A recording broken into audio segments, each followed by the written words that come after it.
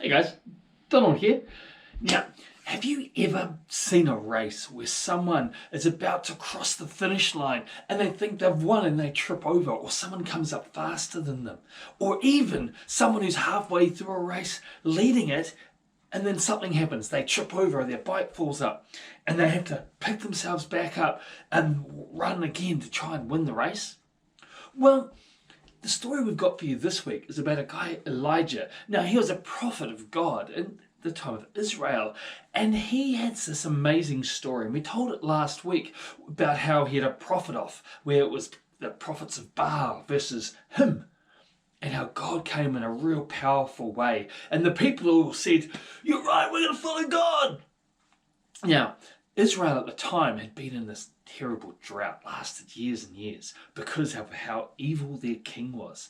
Now, their king was waiting, and one of the things that was going to happen was it was going to rain. So Elijah went to the king when he knew it was just about to rain. He said, "You better get to the palace there, Ahab, because otherwise you're going to be stuck here in the mud." So off he went in his chariot, and he walked in to see the evil queen Jezebel, his queen, who was even worse than the king. And he said, "Wow, you wouldn't believe what day I've had." What do you mean, Ahab? "Well, I was there. I saw, that troublemaker Elijah." Elijah, I hate him. "I know he's a troublemaker." "Well, funny enough though, he said he's got all the prophets together." "Yes, how'd that go? I bet my prophets of Baal bet him silly." Yeah, funny thing about that, no, yeah, Elijah's God won." What? "Yeah, big challenge, long story is though, people killed them. They said they're going to follow God." What? "Long story, God, fire, Baal, nothing, and Elijah won, and prophets dead. People want to follow God instead, not Baal." What?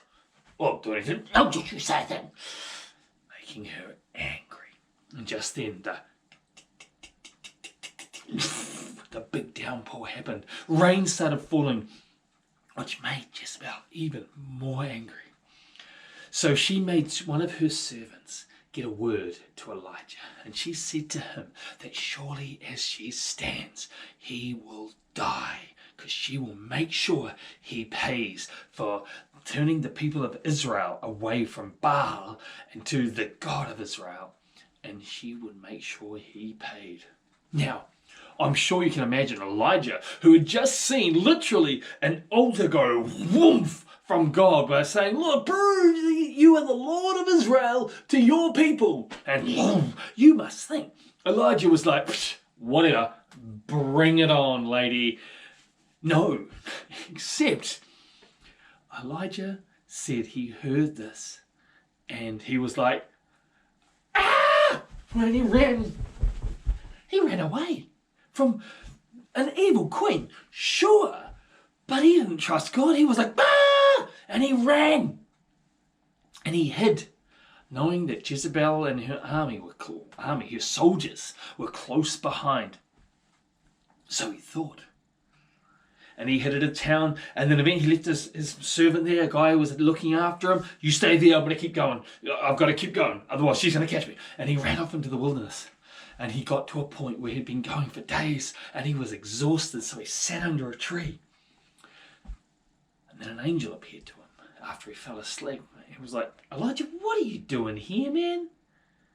"Well, yeah, Jezebel was going to come get me, and I'm the last one, man. No one else follows God. It's just me."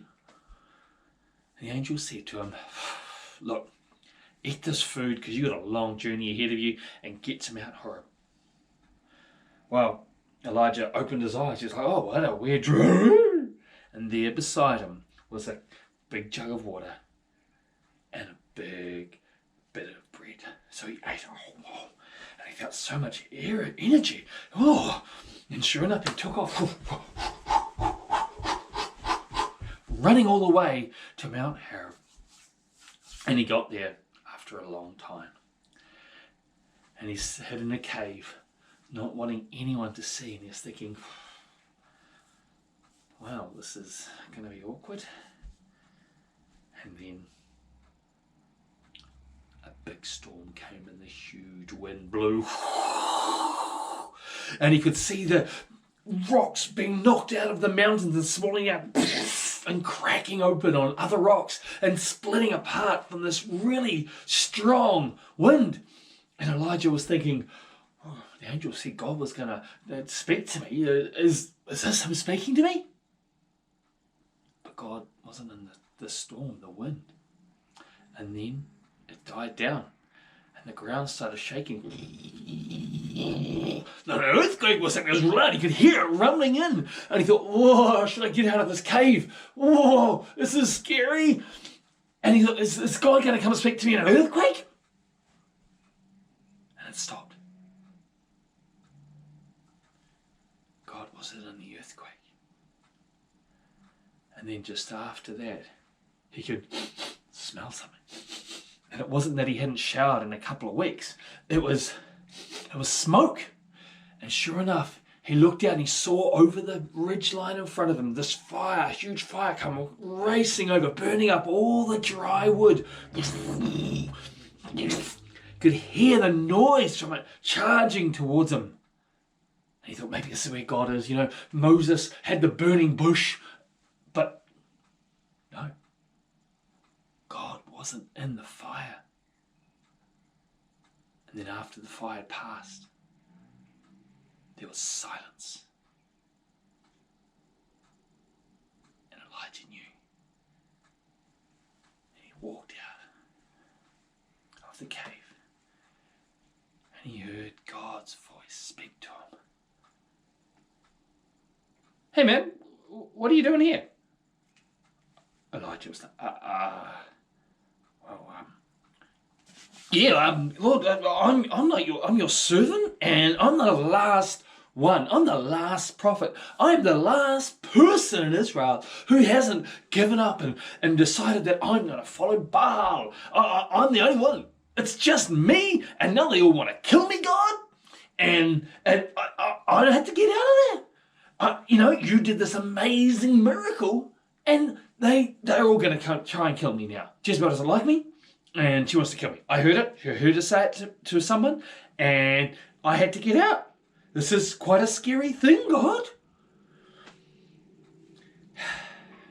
God just said, wow.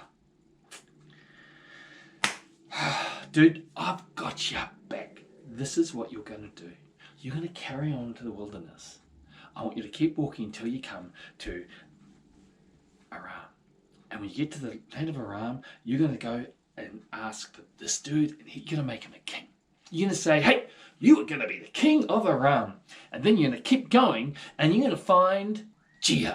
And Jehu, you're going to say to him, dude, you are going to be the king of Israel. And I want you to anoint him, so that way he's going to get my people following me again. More.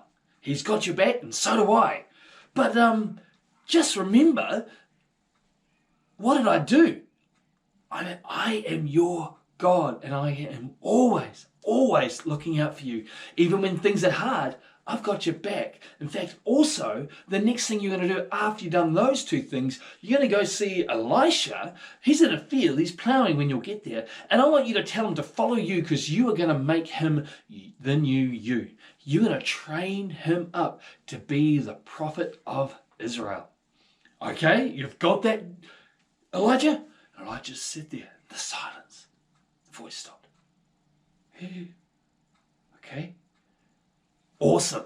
Now, just FYI, there are still 7,000 people who haven't bowed down to another god. That's 7,000 people that have kept me in their hearts and followed me. So you're not the only one, Elijah. You're not. There are 7,000 other people who trust me and love me. And the rest will bring them in. Don't worry. This is a journey we're going to do together. So pick yourself up and carry on, buddy. You've got a job to do. And Elijah was like, right, off he goes.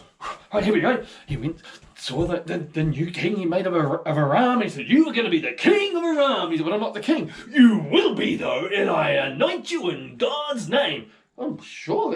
Okay, cool, sweet. Then he off he went and found Jehu. Dude, high five, hey, and you will be the king of Israel. How you feel about that? King of Israel? Yeah, you're the new king. Ahab, Jezebel, gone. You, the new king. Do you guys got that? Jehu is now the new king of Israel. God made it happen. Oh, and off they go. Got an army together and they meant to go deal with Ahab. And then off he walks.